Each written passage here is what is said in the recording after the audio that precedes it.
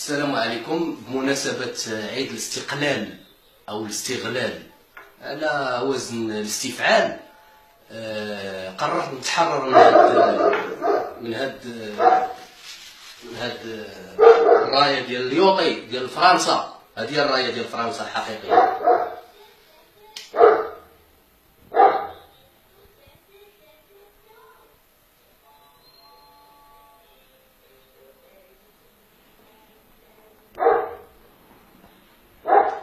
راية الاستعمار الفرنسي، راية الجنرال اليوطي. يعني يحشم المغربي يهضر مع شي واحد ماشي مغربي ويقول ليه راه الراية ديالنا مصوبة لنا واحد الشخص ماشي مغربي، يعني فرنسي مستعمر.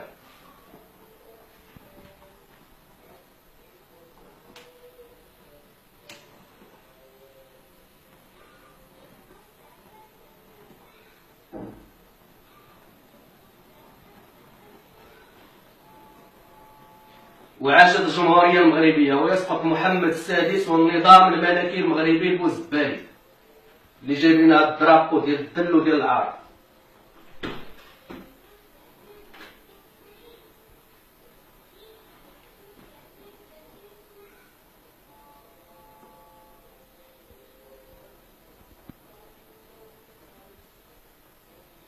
داير مغربي وداير في البروفيل ديال الرايه ديال فرنسا. ما كتحشموش، حرقوا بعد هذه الرايه ديال فرنسا الحقيقيه اللي باقا كتمص لكم في الدم ديالكم، الثروات ديالكم وديالنا.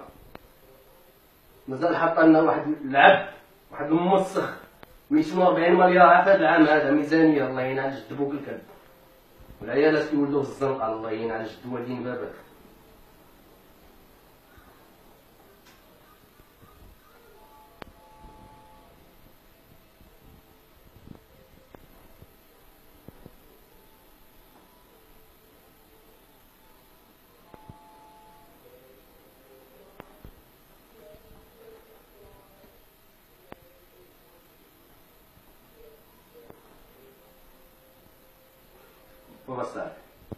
بارك عليك.